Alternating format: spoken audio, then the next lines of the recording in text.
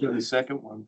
Seriously? Yeah, I think up until recently, New York and a couple of those cities. Right. Okay, great. We're straight up at noon. Had to spend billions. Good afternoon. Calling this meeting of the Lane Regional Air Protection Agency to order. It is Thursday, June 11th, 2026. We are straight up at noon. I'd like to ask the board for any adjustments to the agenda. Seeing none, without objection, the agenda is approved. Are there any objections? Good, seeing none. We'll move on to public participation. I just wanted to, excuse me, Chair Keating, did we start the recording? Okay, sorry. Thank you. Great, thank you. Public participation is limited to 3 minutes per speaker. In the past, we have asked for comments on the agenda, and then we've moved to comments that are not on the agenda. Without objection, I'd like to just marry those two and ask for public comment and not put anyone in a box because it gets pretty clunky. Does that work for everyone? Objections. Great, thank you. We'll move into public comment. Matt, is there anyone online or in person who signed up for public comment? And if you haven't signed up, you're free to raise your hand and dive into public comment if you're a member of the public and wish to address the body. We do have one person, Chair. Great. Chair recognizes Ron Shaking for 3 minutes once you're unmuted. Morning. Can you hear me okay? You can. Okay. So I spoke at the last board meeting. We talked about the 2-cycle equipment. And since that time, I realize it's a little more of a complicated issue than I thought. I also thought that it would be on the agenda for today. I mean, Commissioner Keating had said something about putting it on the agenda, but I looked at the minutes and realized that was just for a future meeting and not this one in particular. I had one question. The advisory committee said that they had done a report about this a couple years ago. I tried to find it on the web and I was unsuccessful. So I was wondering if someone could tip me off on how to get a copy of that. And finally,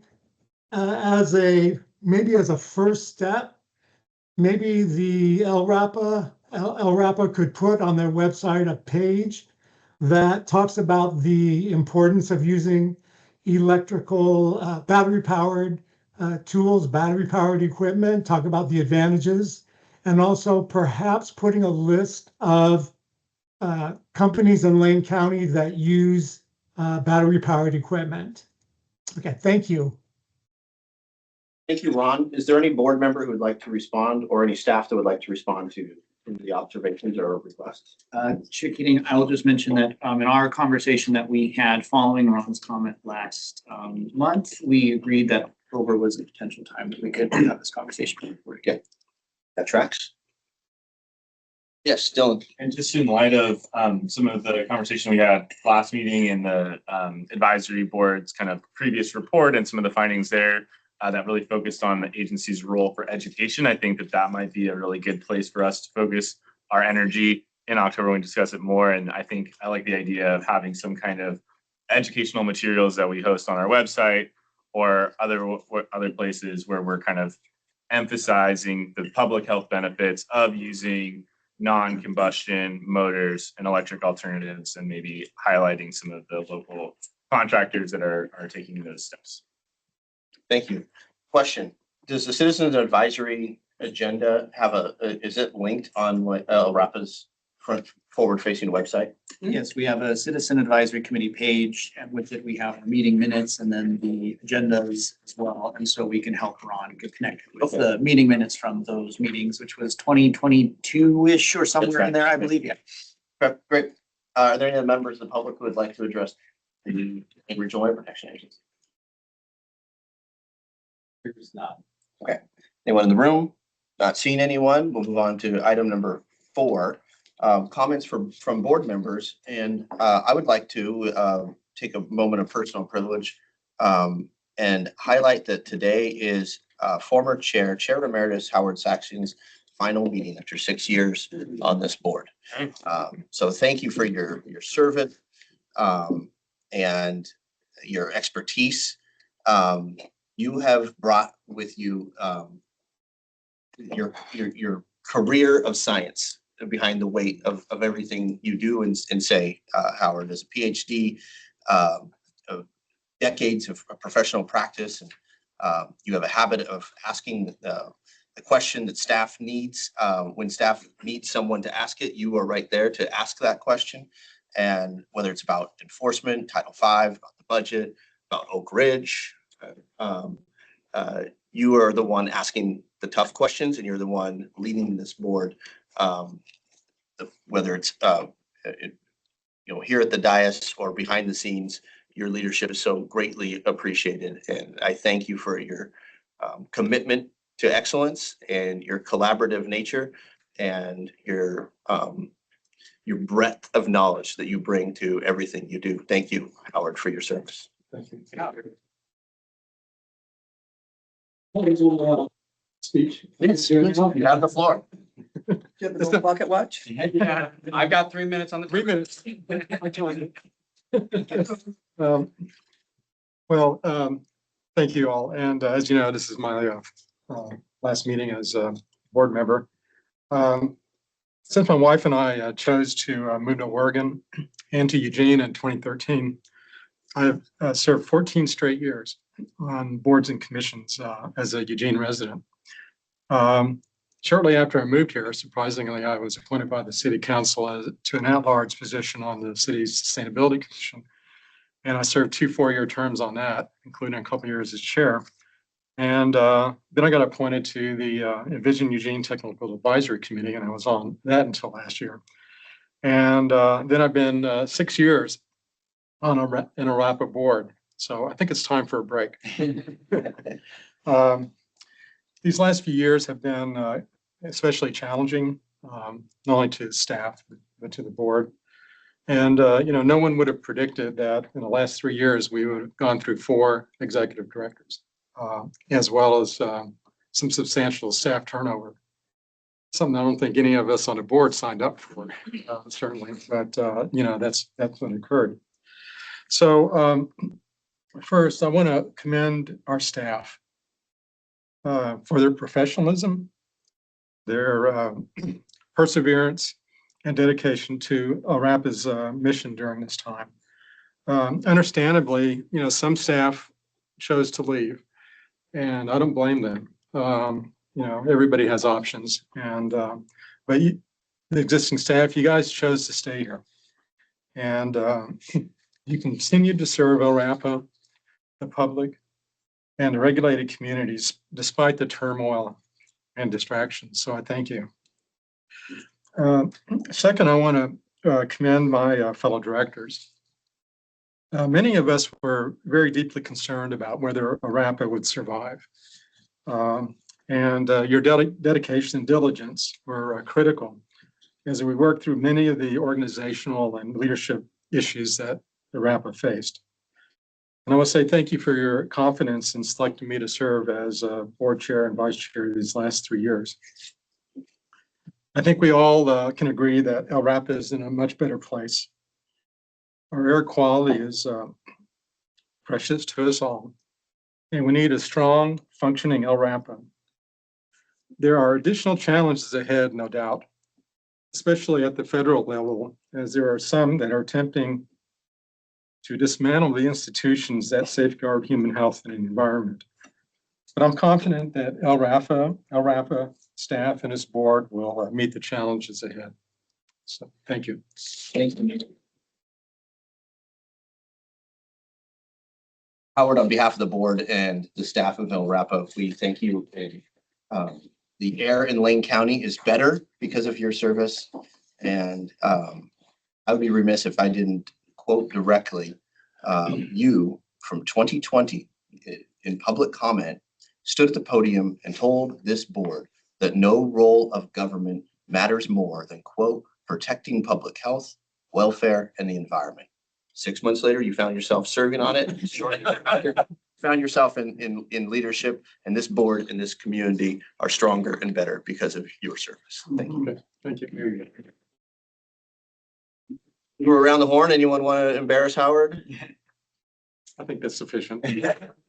Vice Chair Lovell? Thank you, Chair. You know, Howard, you just mentioned something when you were just speaking about everybody has options. And that's a weighty statement when you think about the options that you had. You shot your mouth off and then you got on the board. You had options to say no. You had options to say, hey, we have a potential to do good, but I'm going to do nothing about it. So I just want to tell you that I respect a person who not only sees a niche, sees a problem, but also says, you know what, I'm going to sacrifice a piece of my life to make that better. And that always draws respect from you. So I respect you highly for doing that, for choosing the option to serve in the capacity you did. And we can't thank you enough. So I thank you for that. Thank you. I guess I'll leave now. Yes, Dave. Director Cutchin? Yeah, as you know, Howard served as a vice chair when I was, had my turn here as chair. And I'll tell you, he was fabulous as far as supporting me through some of those very challenging times. But he also kind of broke the mold. I believe prior to him taking over as chair, every chair was an elected official, and he actually stepped into that role and did a fabulous job. So I'm grateful for the support you gave me, and hope you best in the future. Thank you.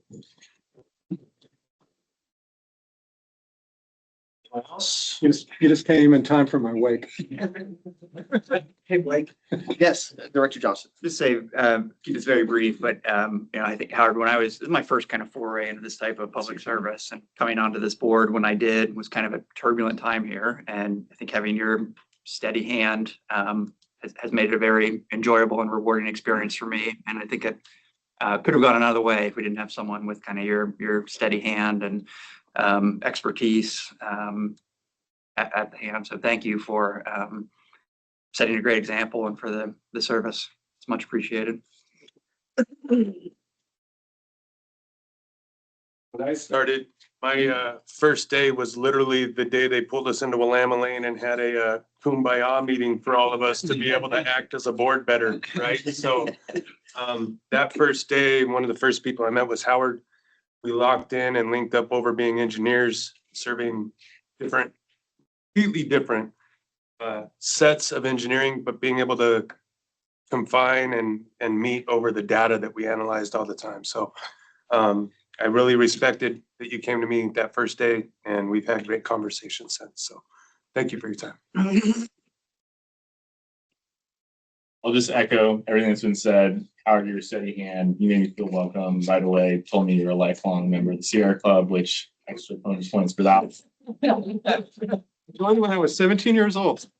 And yeah, just can't tell you how much I appreciate your leadership and all the work you've done for the city of Eugene, for Lane County's there. Thank you.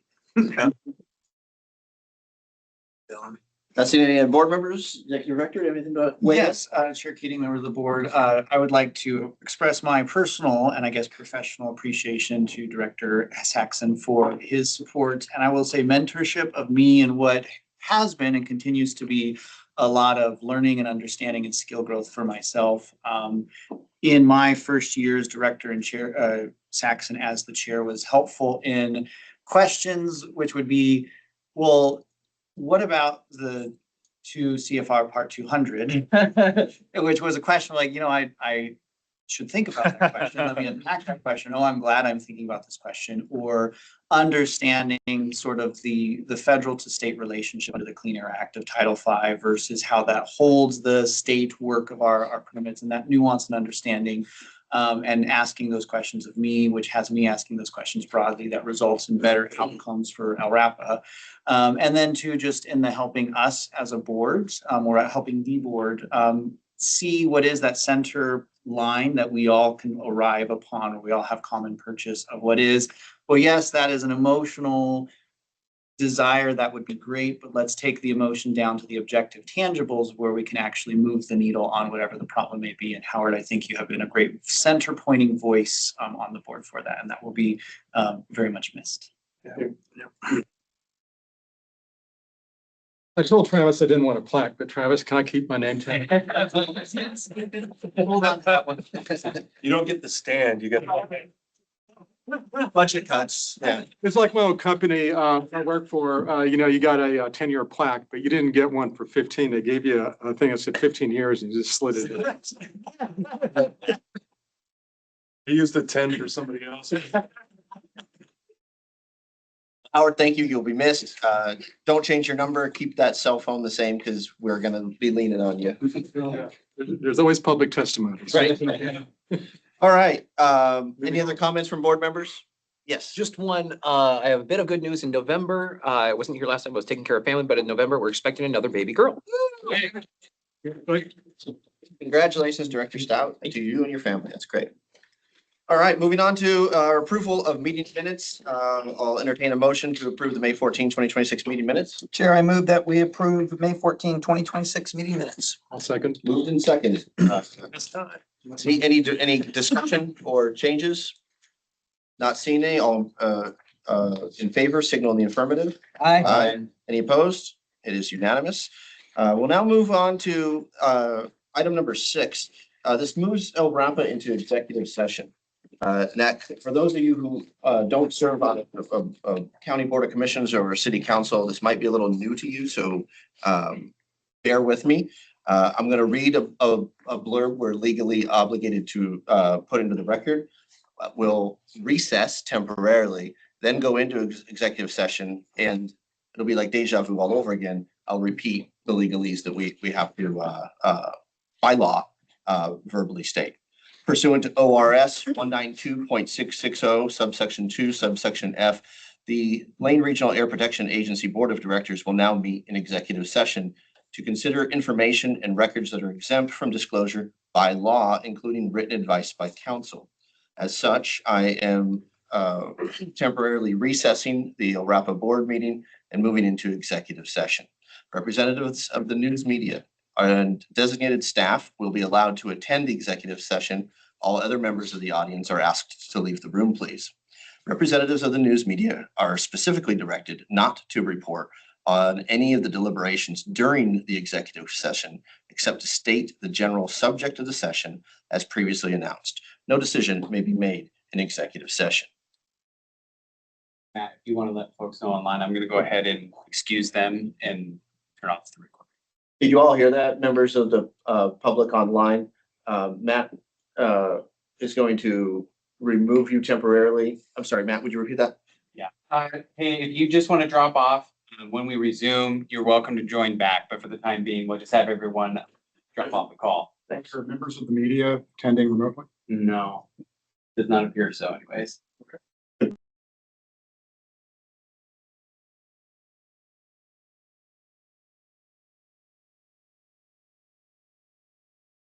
Re-recording just under 30 seconds ago. I gavelled us back into the regular portion, public portion of the meeting. For those following along and keeping score at home, we're on item number 7, the executive director's report. Sorry to interrupt. Travis, go ahead. Thank you, Director Keating, members of the board. Director Keating, I talked and decided that it would be a good, helpful item to have the director's report higher in the agenda to get more opportunity to talk about the operations over the last month.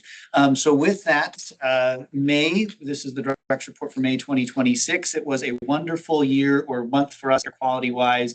All 30 days were in the good air quality index range for our monitoring, including even ozone. We were in the heart of ozone season, being that it getting into the sunnier and warmer months. In May, we participated in some community engagement events, particularly the We Are Bethel celebration, which over the last 3-4 years has continued to grow to be a larger event. Matt Sorensen and I were there engaged with over 300 different families. Also have been sharing alongside Lane County Public Health on AQI guidance for childcare providers and what the health recommendation is when wildfire smoke arrives. We hosted our Rivers to Ridges ecology burn, or we hosted the Rivers to Ridges and the ecological burning that they have planned. We have a presentation that will be here on the agenda from them today, which I look forward to hearing from and them sharing on some of their successes. On the permitting operational side, we continue to invest in training for our staff. Westar had some courses that we participated in on some topics that are very applicable to our sources here in Lane County with industrial boilers, stationary gas turbines, field gas controls, and fugitive dust emissions. Our backlog remains in the single digits to low teens across all permit categories. I'm very grateful to and appreciative for OPSCO for that. On the finance side of things, continuing my gratitude to Robbie Robinson, our finance specialist, who is holding down the finance fort, so to speak, with Rochelle Nicholas and myself in support. I'll share that we had interviews for a finance manager position last Thursday and Friday. I don't have much that I want to share here because that's still underway, other than some optimism on how things are going. And I look to have a lot of information to share more broadly here in the short term. Also, we're recruiting for an environmental coordinator position. That first job pass review closed on June 5th.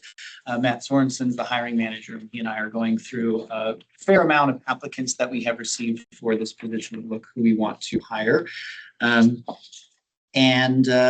Haitola, who is a CPA who has a habit of helping municipalities and other government services when there is financial need, is engaged with us and is helping us with our bank reconciliations and will likely be tapped as we close our fiscal year this year. Financially, the agency is remaining in strong position for this fiscal year. We're 83% through the elapsed year and 54% of our annual budget has been spent. I will say some of the construction, not construction necessarily, but the siding and the painting that you've seen, those invoices are going to be paid here before the end of the fiscal year. So June's update will have a little bit more closer put together. And also on today's agenda, which I'll engage more, is a general fund revenue strategy discussion with the board.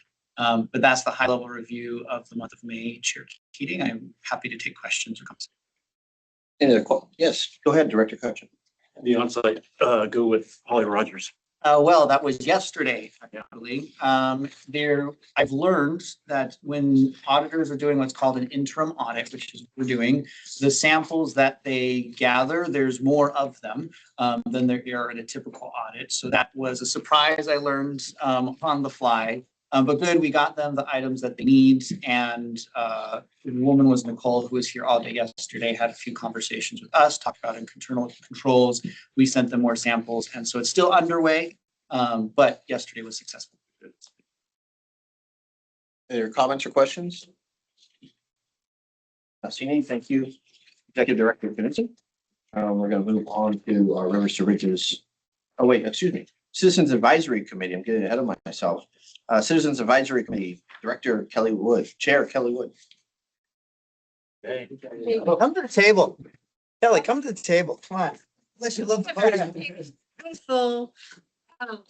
Yeah, so at our last meeting, we were still focused on the Title 43 asbestos rule writing.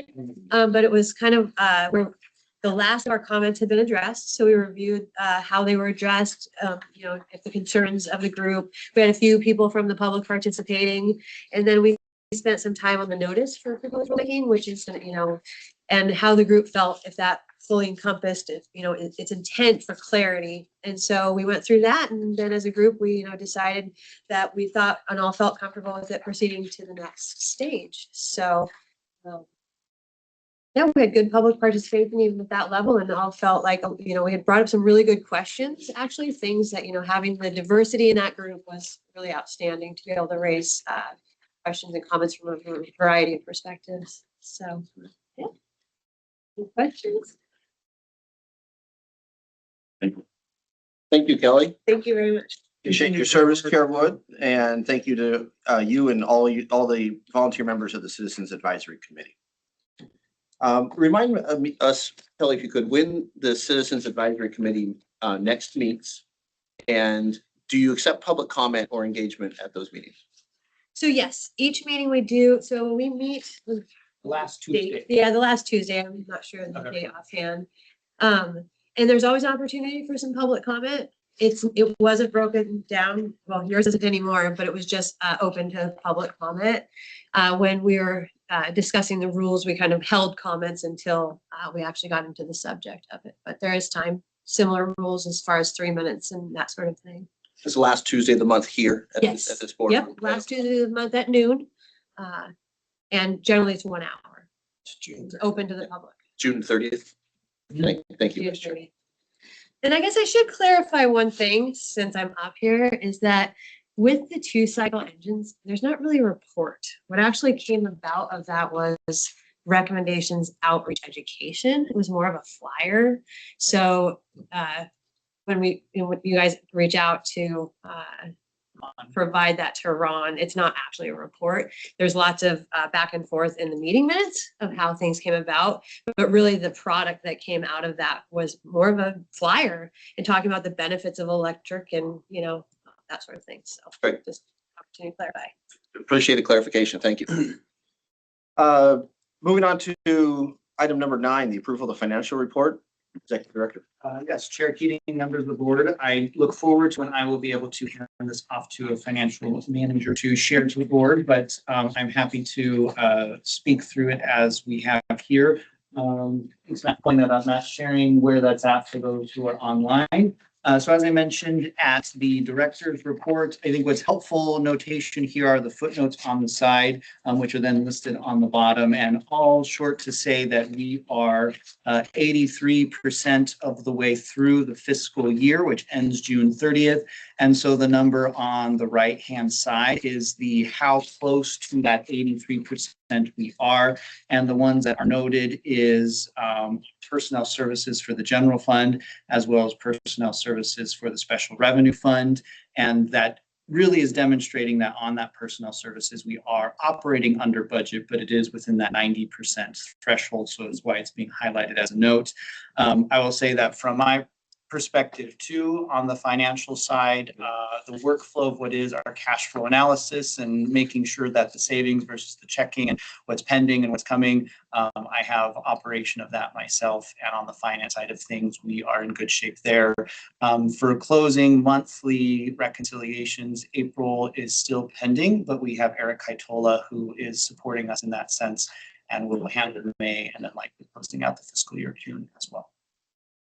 I have one quick question, which is, and I just forget this.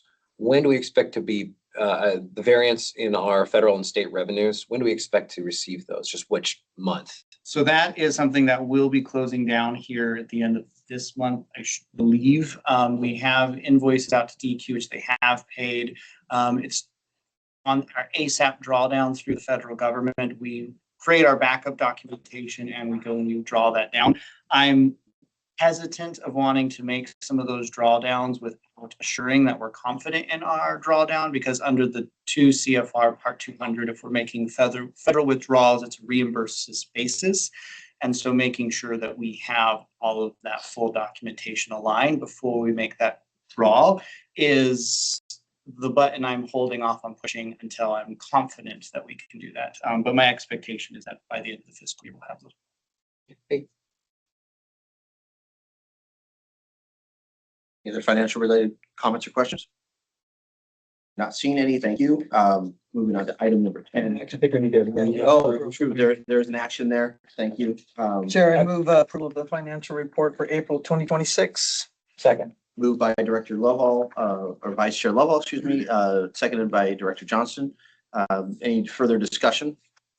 Not seeing any. All in favor of approving the financial report, please affirm in the, please indicate in the affirmative. Aye.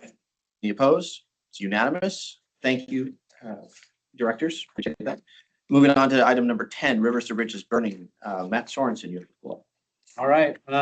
Thank you, everyone. Thank you, Board of Directors, for your time. I have 3 guests with me today that are going to come up here and kind of take the floor. So Paul, Ed, and Ian, all of them are actively part of the Rivers Ridges group that meets here regularly. And they were kind enough and amenable to both build the presentation and then make the time to come here and share with you. So let me bring up their presentation. You can take my swing also. Yes, sure. Thank you for being here. Thank you. Apologies for running a little tardy. That's okay. Our executive session went a little. No problem whatsoever. Make yourself at home at the table if you want, but you Yep. can't put your feet on the table. I'm just saying. Not yet. Keyboard. I'll wait until we make our big presentation, There you then go. I'll throw the feet on. Great. My name is Paul Gordon. I work for the City of Eugene Parks and Open Space Division, which is part of Public Works.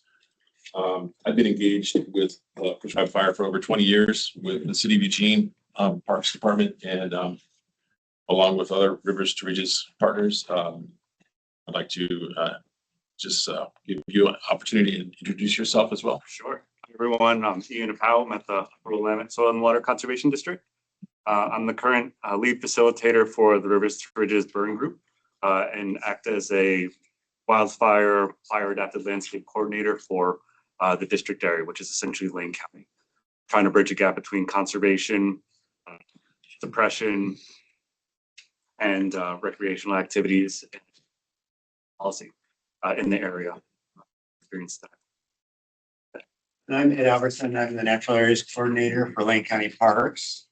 And we use prescribed fire as part of our habitat management at our Beaver Recreation Area. Basically, under a habitat management plan that was adopted by the Florida County Commissioners. So prescribed fire is an important part of the ecological stewardship, but also provides benefits in terms of fuels reduction and reducing the possibility of a big fire, pretty close to the urban area. Great.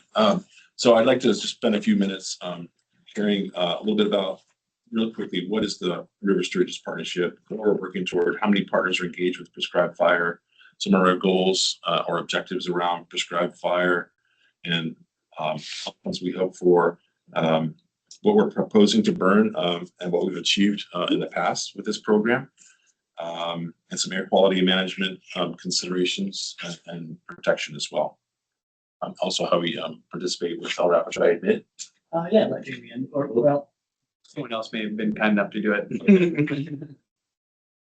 Okay, so we are a organization made up of 21 partners. It's a voluntary partnership, initially formalized in 2008.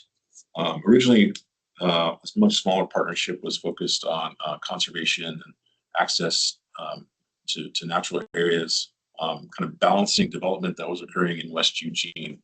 Now it's expanded to include 12 nonprofit organizations, 4 watershed councils, 3 land trusts.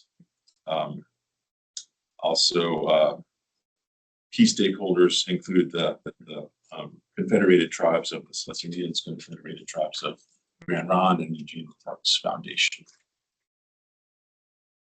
So our vision is to improve the quality of life of residents in Upper Willamette Valley by working together to protect and enhance the region's land and water resources and their ecosystem functions and values, and to provide environmental education and compatible outdoor recreation opportunities. We have a vision that was an older vision that was refreshed in 2023. And we identified 3 guiding principles. First one is around sustaining a healthy environment, which includes a network of interconnected parks, natural areas. The second principle is around connecting people to nature, providing equitable access to our parks and open natural areas. And the third one is stewarding the urban-rural interface, which includes caring for lands and waters to protect the region's scenic quality, and also other items, but also including the reduction of fuel loads to promote fire-adapted landscapes.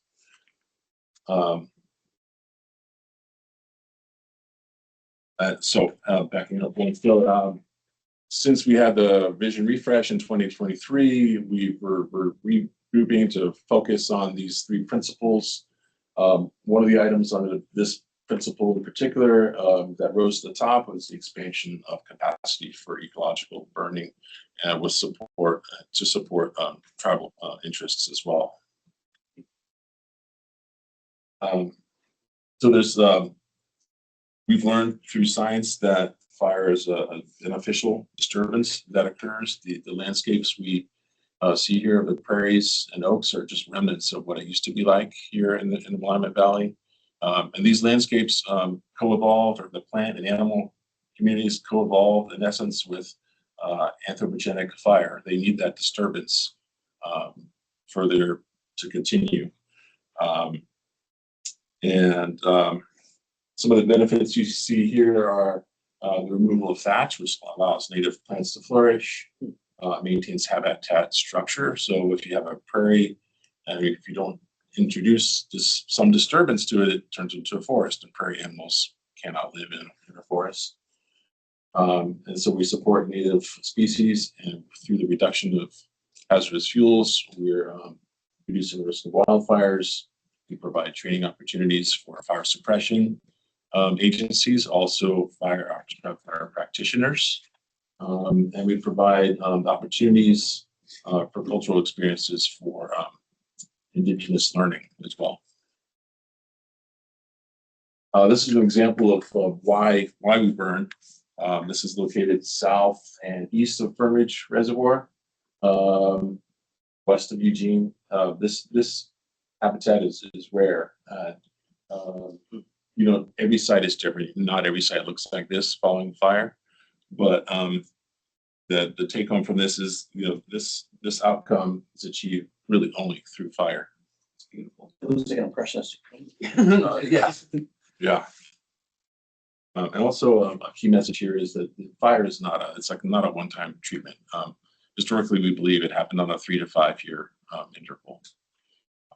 And so the main obvious benefit here is the reduction of encroaching woody plant material onto the prairie habitat, but also all the biochemical processes that happen with fire and soil, and warms the soil. Native plants can germinate earlier, and so on. And you're saying just for the prairie lands, 3 to 5 years would have. Correct. Yeah, not in the forests. And so since 1986, when we got started, we've burned over 6,300 acres cumulatively. The chart there shows kind of a general trend ramping up toward 2018, 2019. 2019, we had a early rain season, and so basically got rained out. 2020 was the Holiday Farm fire, which was devastating for this community. And 2021, we're still dealing with the effects of COVID and shutdowns, and with respiratory illness, not wanting to put smoke in the air either. I mean, we might have had some opportunities to burn, but not a good optic on that. Acres burned, varies by year.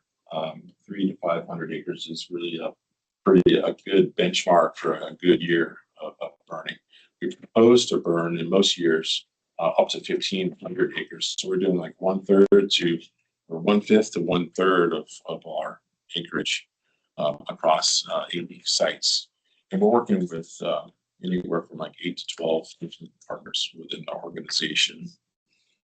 Paul, yes, not to put you on the spot, but I've talked to some of the folks who are out burning some of the grasslands and whatnot, and where a forest fire may take quite a long time to burn through some space. Yeah.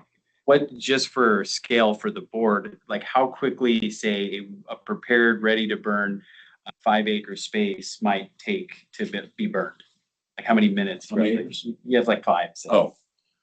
Well, more time goes into planning than the actual burning. I'll say that. So for 5 acres, I mean, it's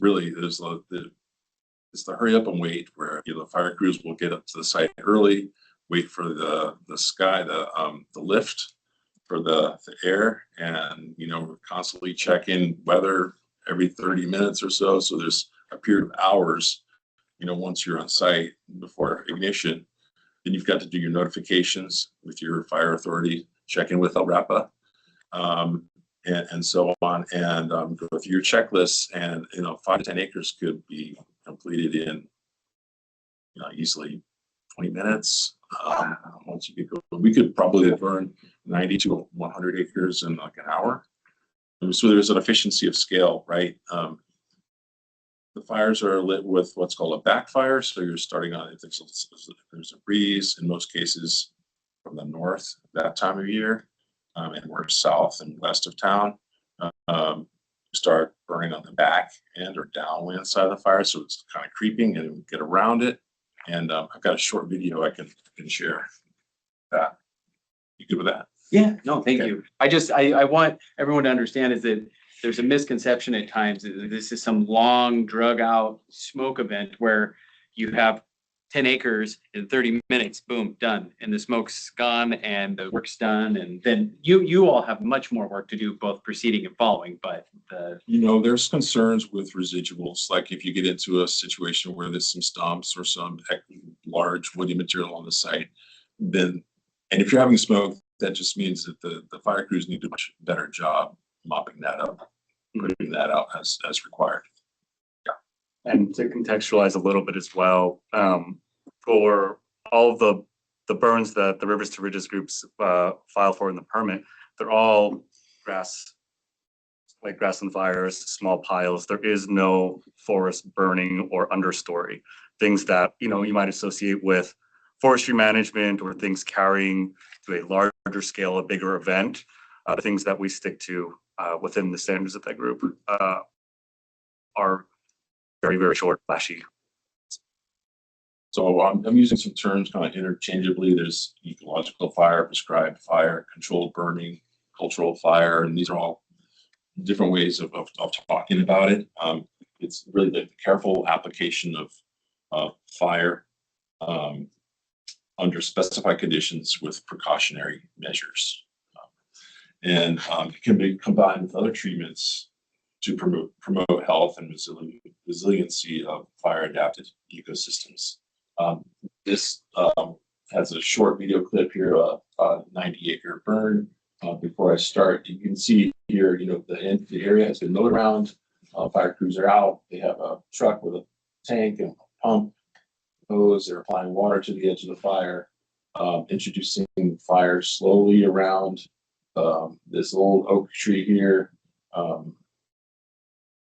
Share some other observations here too.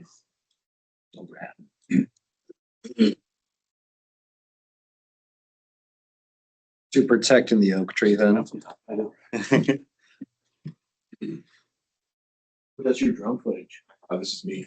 Wow, this is awesome. Yeah. So like I said, the fire was lit on the far end of the fire, and once they're around, they can begin to advance move into the interior of the fire once they have it surrounded. There's also fire breaks on adjacent property here, and there's other crews staged out here as a lookout to look for escapes. What you see here is the fires, growing in size, and some well-defined columns of smoke rising into the upper air column and being transported outside of our community.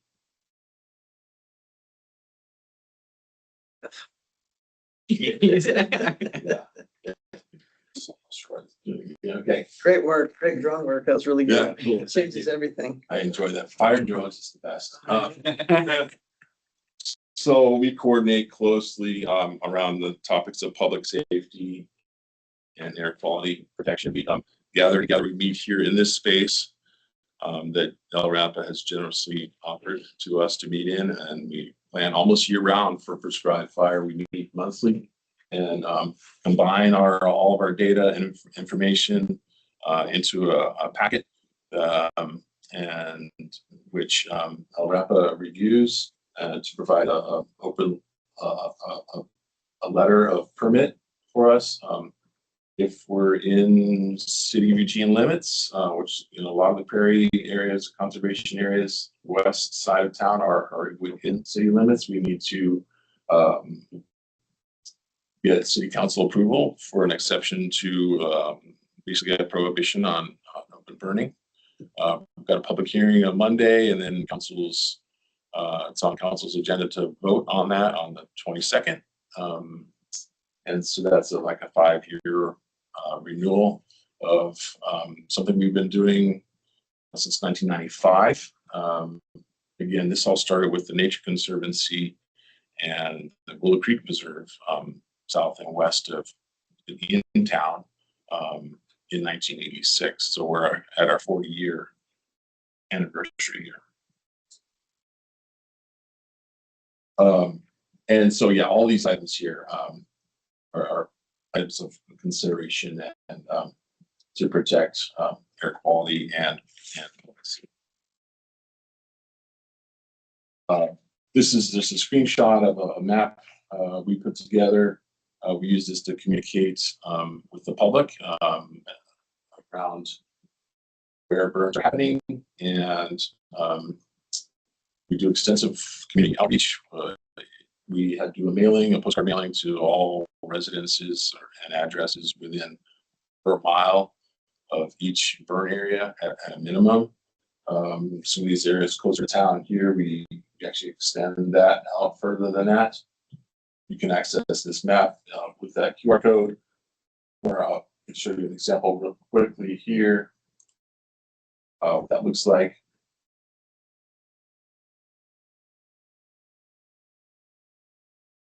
Paul won't brag on himself, but I will on his behalf. He does all of the work getting this into the ArcGIS system, which I have never had the displeasure of working with. But my understanding is it's a very fussy program. And so he does all that work every year to update these maps and make sure it's all accurate and reflects It's a huge resource. Yeah. It's more of the cat herding part is the hardest part of it.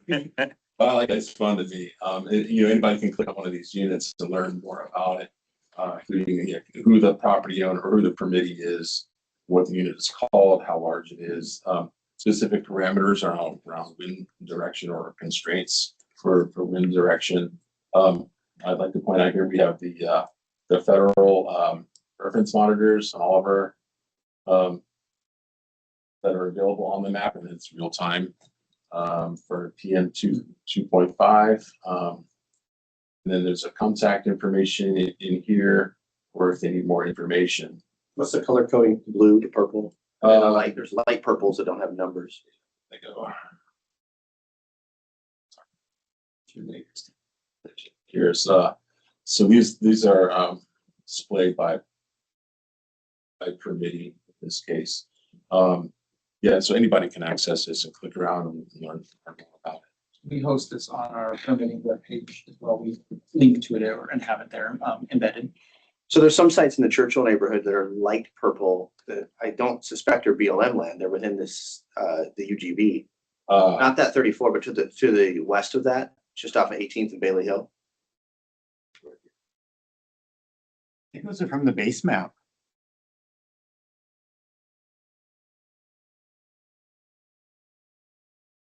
Okay, so this is city limits here, and purple and blue mostly are in city limits. Right. You're asking about specifically. Yeah, so you see on 18th and Bailey Hill, Yeah. right by Churchill High. I think it's from the base map. Light purple is schools and green is parks. Okay, so Yeah. it is presumably Churchill High. It's just north of John F. Kennedy Middle School, so, Yeah. okay, Yeah. that's what that was. Thank you. Lost my show. And I think this is about it here. I can share out a point of this, and the links it would be clickable for anybody who wants more information, or you can just reach out to us anytime. Appreciate your support of our ecological fire program. Thank you. Yes. Yes, Director Plummer. I just say how awesome this program is and how much I appreciate y'all's work on it. The presentation was fantastic and it was great to learn more about it. But yeah, just huge appreciation for the prescribed burning and the cultural aspect and bringing Indigenous people back on the landscape to do this burning. That's just amazing. And curious what it would take to get an LRAPA board member out to a prescribed burn. My own self-interest. I would say there's different for each agency and whoever's got the permit, there are certain standards in terms of qualifications. However, there is a prescribed burn association that has started recently that is looking to work with people that don't have those qualifications as much, having volunteers. And so I'm on the board for that, and that's something that we have 3 within the valley, and we have the South Valley area.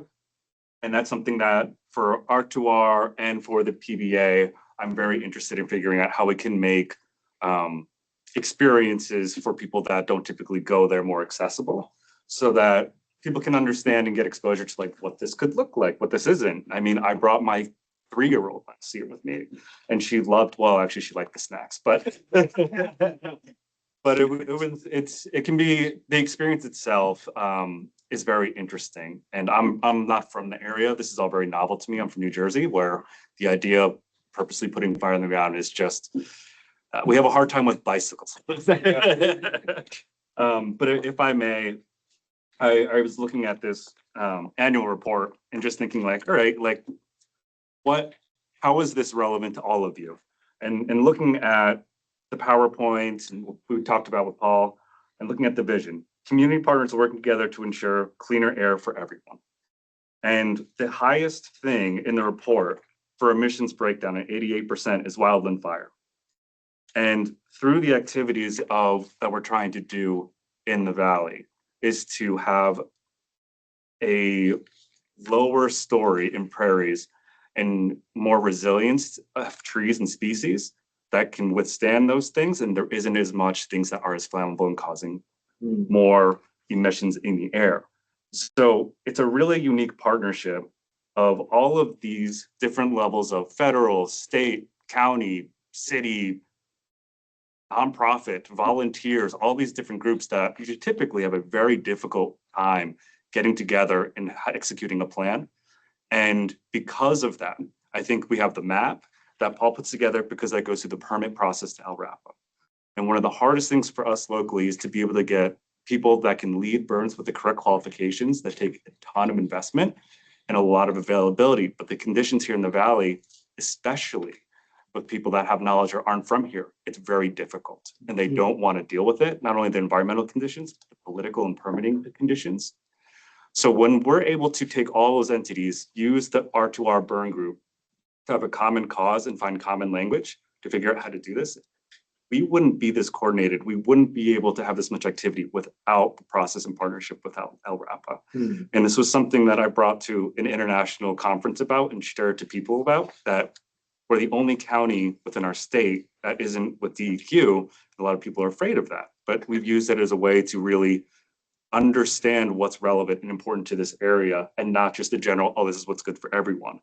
And so we're realizing our risks and things that we're good at slowly, but it's absolutely integral that we have a relationship between big federal partners, small conservation efforts, air quality agencies, and then also, our regulators and people that have to deal with the suppression.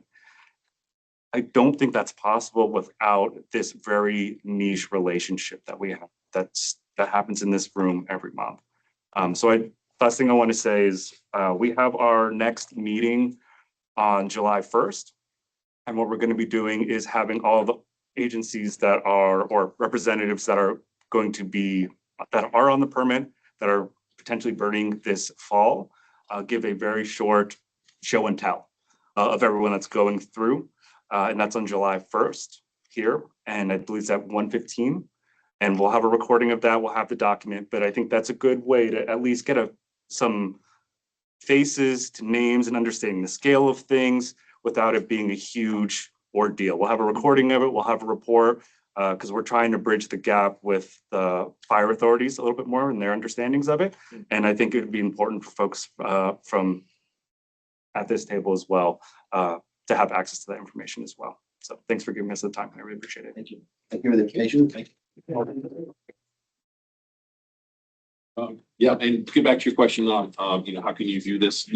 Reach out to me and I can text the day of, and we have, areas where you can view this kind of thing in your time. So Thank you. Also, use a couple of slides if anyone wants to reach out and questions. Thank you.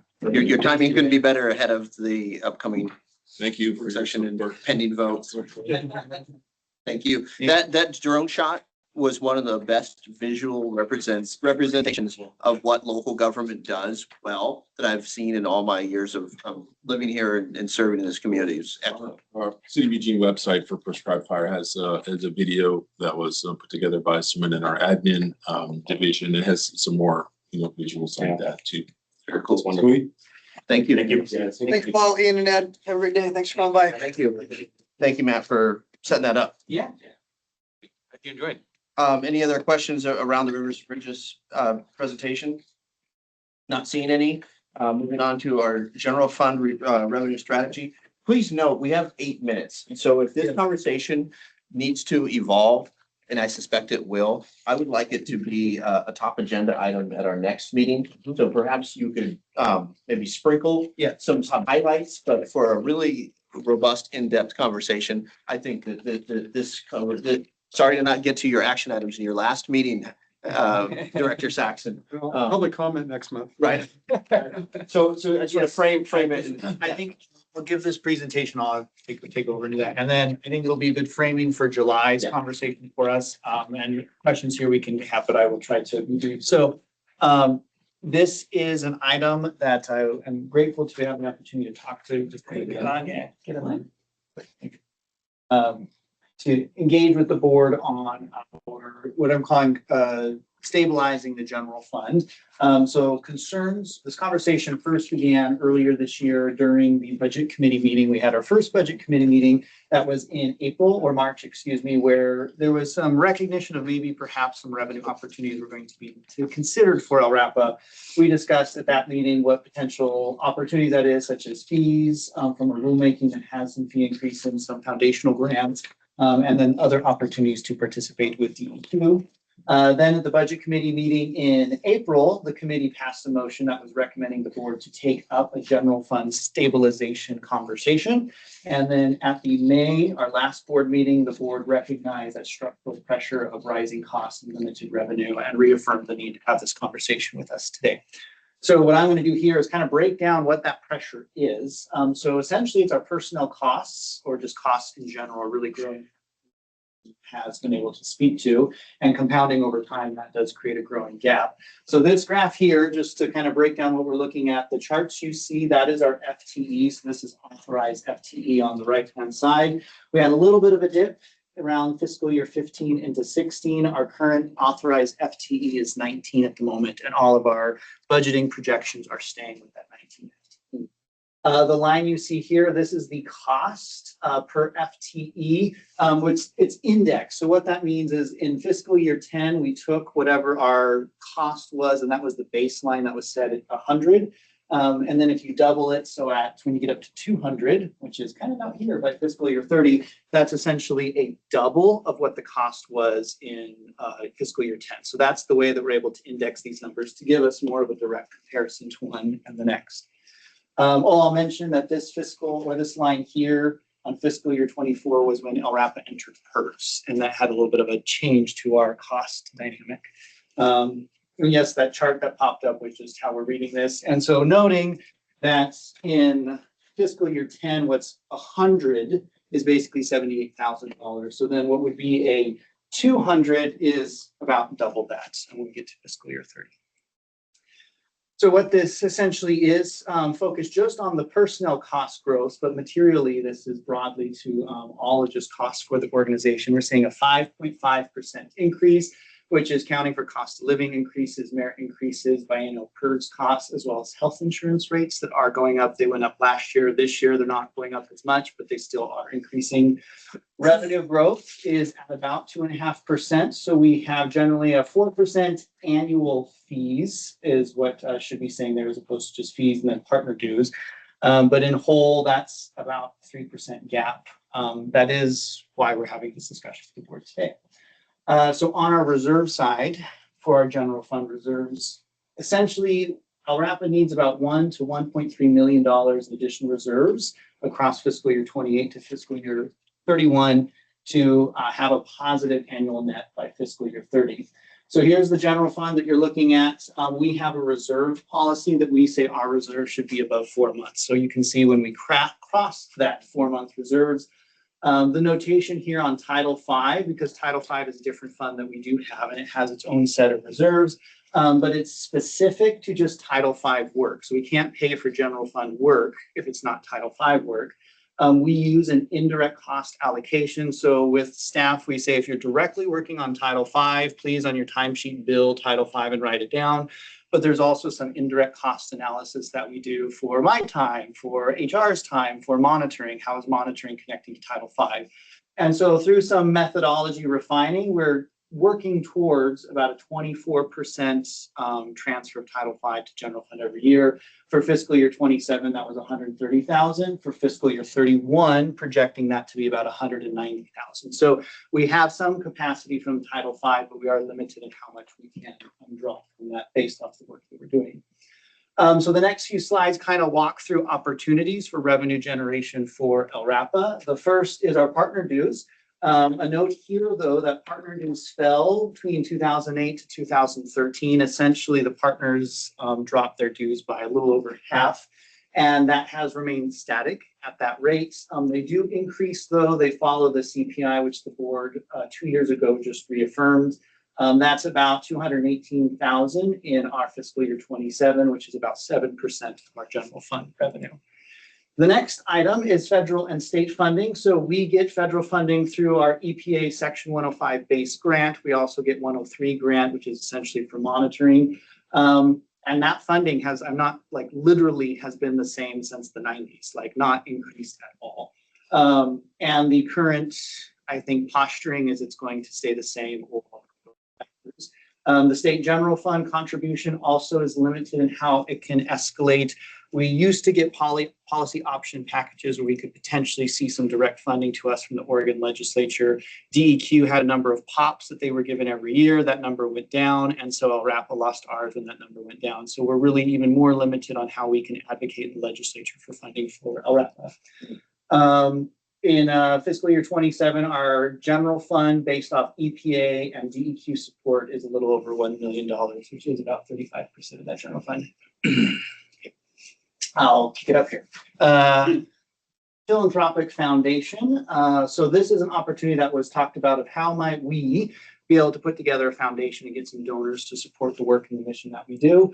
There is some challenge with that, as I've kind of dissected and understood this, is for us, we don't have donors and then people who are benefiting directly from our services as an overlap. We could solicit from industry to say, hey, we would like some donations, but that structurally feels like a conflict of interest. Similarly, we could advocate for some environmental advocacy perspectives, but that also keeps us out of that like referee middle ground land that I think is healthy as a regulator. So it would be just a broader general donation to the organization, which is more limiting. And I did some looking as well. The Eugene Police Foundation has, or the Eugene Police Department has a foundation. And in 2024, their public documents that I was able to find, cost of the program was about $267,000, and of that, about $80,000 was providing direct grants to EPD. So for LRAPA, that would be a difficult, challenging thing for us to put together, and then the amount of revenue that we would get from it would not meet the need in revenue that we have. For contract permitting, this was another idea. House Bill 4102 creates more of a market for that third-party permitting for contractors. I think there are some structural challenges here. For one, it doesn't necessarily fix an internal funding gap. If the work that we're doing in Lane County can't be paid for by Lane County, going for more work outside the county, I think is a challenging way to try to provide some of that support to the general fund. It can be a risk to Lane County's priorities. If we have a contract that we'll get this work done by a certain time, but we have a permit modification that comes in for Lane County source, what's more important and how do we navigate that service to our regulated community? And also it's distance from our local mission. We have a firsthand handshake with our sources, but if we have to start understanding what's going on in Klamath Falls or up in Portland, that becomes a harder question for us to unpack and answer. And also DEQ has not implemented guidance on how they're going to respond to House Bill 4102. DEQ has always had the opportunity to let a contractor provide that permit for them. The one difference is House Bill does is if DEQ says no, and then a year later they still want to say no, they can't. They have to say yes to that opportunity. And that's really what the House Bill changed. I want to pause there because we're over our announced time. So to extend, I would have to entertain, we'd have to approve a motion, but I see some folks look like they have to leave. I do have to leave today. Sorry. Do we want to? Yeah, out of respect for a board member who's leaving. Go ahead, Director. Thank you. I would recommend that we continue this conversation at say top agenda item for our next meeting. Note, we'll have a new member from Eugene. incoming director, Dr. Ngu from the University of Oregon. And I'm proud to say that Director Johnson and Director Plummer were reaffirmed as City of Eugene representatives as well. So we'll have a new member. And I hate to ask this, but a lot of that review would probably be very healthy to go over for that new member.